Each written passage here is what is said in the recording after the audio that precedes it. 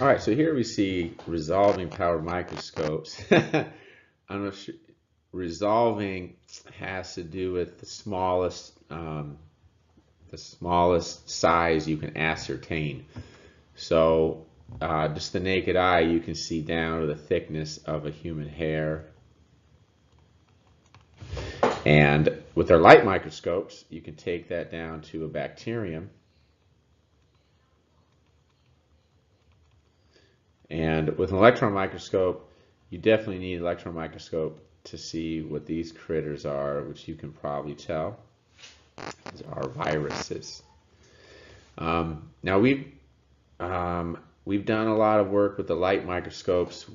If you remember, well, we didn't do the red blood cell, but that's pretty hard to see. You definitely need 400x. And you can still barely see that light microscope. So with our microscopes, you're really looking at this range here, 10 to the negative fifth, or about 10 microns. I would say about 5 microns. Anything less than 5 microns, you're going to have a hard time resolving or seeing with the microscopes that we normally use. Now, I have a few of these oil immersion lenses, which can get you down to see bacteria, get you down to about 1 micron. So we got to do we got to get those out. We can take the different samples of bacteria and fix them on a slide and check them out.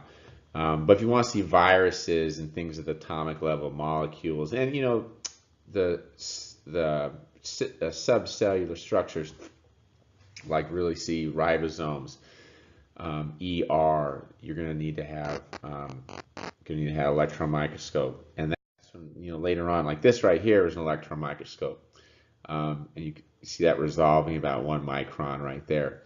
So just looking at the different parts, you'll need to be able to identify. See, 1 is pointing to this right inside. The outside is your membrane,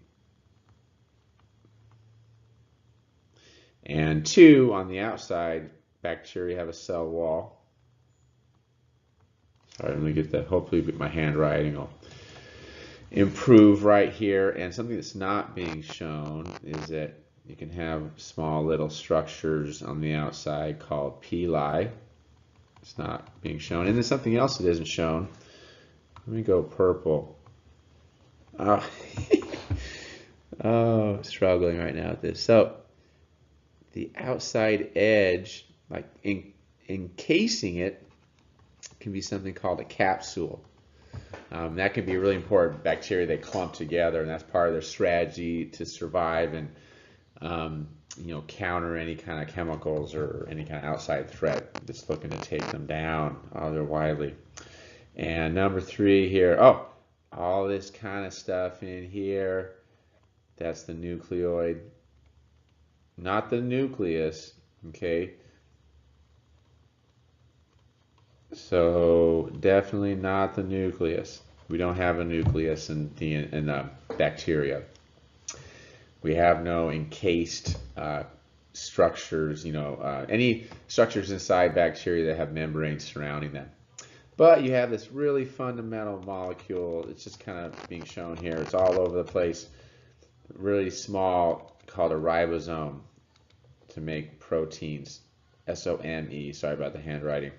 And these are special. They're 70S. Just remember 70. S is the unit. Sigverts, I think, something like that. But they're a little bit smaller than the ribosomes that we have.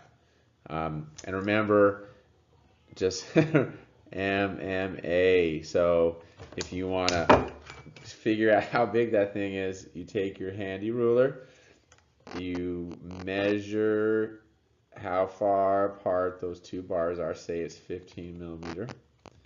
Divide by the actual, which is 1 micron. And then you got to convert this to microns. So that'd be 15,000. And then 15,000 divided by 1. That's 15,000 times magnification. That's huge. Huge magnification. So here we're seeing a bacteria.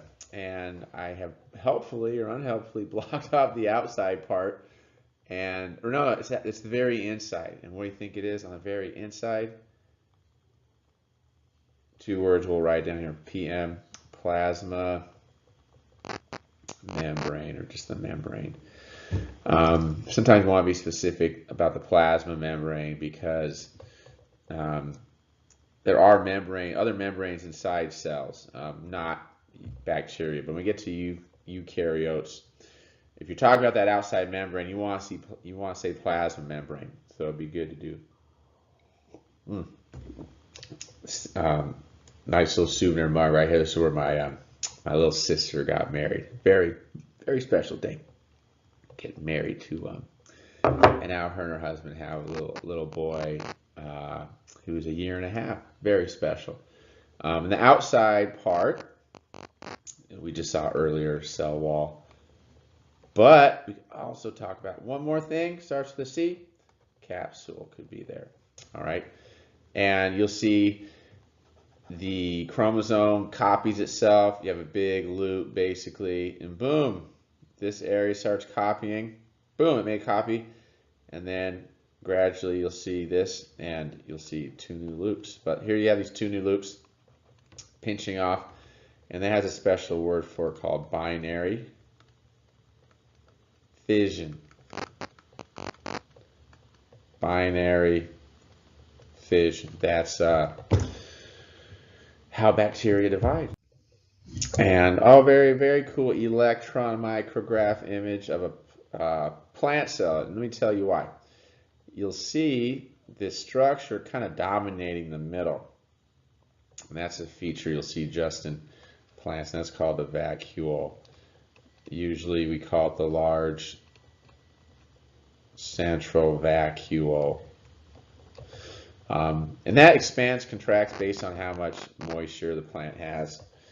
And this structure right here is a mitochondria.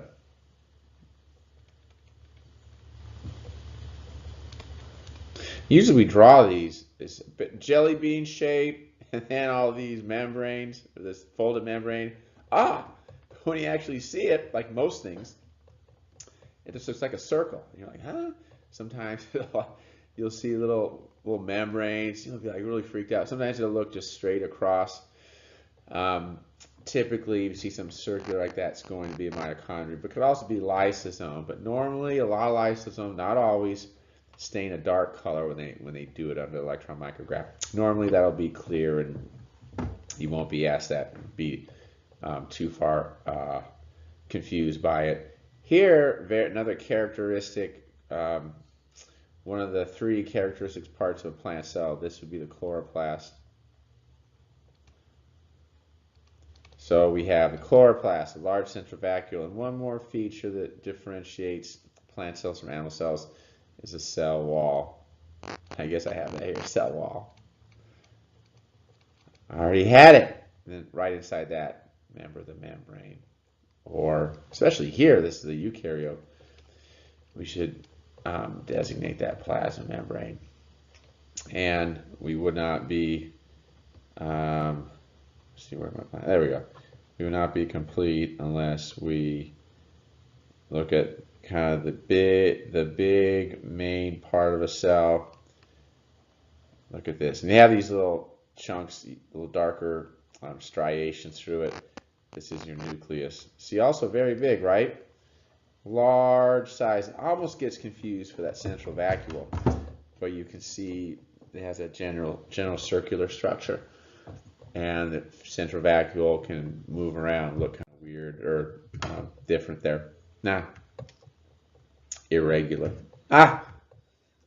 It'll kind of have little feet that kind of pop out. All right, so this is our pancreas, excuse me, and one thing that we're going to be studying a lot lately is the hormone insulin and glucagon. Very important hormones for managing your blood sugar, regulating your blood sugar, made by the pancreas. Also, a major enzyme called amylase is made in the pancreas here. But let's get right to it. Plasma membrane. See, actually, that looks like I'm pointing to that. So let me point right here. Okay, this is the plasma membrane. You can see that. Mitochondria these structures right here. Some of them look like a jelly bean. Others look more circular, like that one. The nucleus, very prominent right here. Very easy to see. Rough ER, you can kind of see these membrane layers right here. The rough ER is going to be closer to the nucleus. That's where you have the ribosomes, getting those vesicles or the messenger RNA spread through them. The ribosome is embedded, protein pops out, and then goes into the cytoplasm. The Golgi, I will admit, it's tough to see.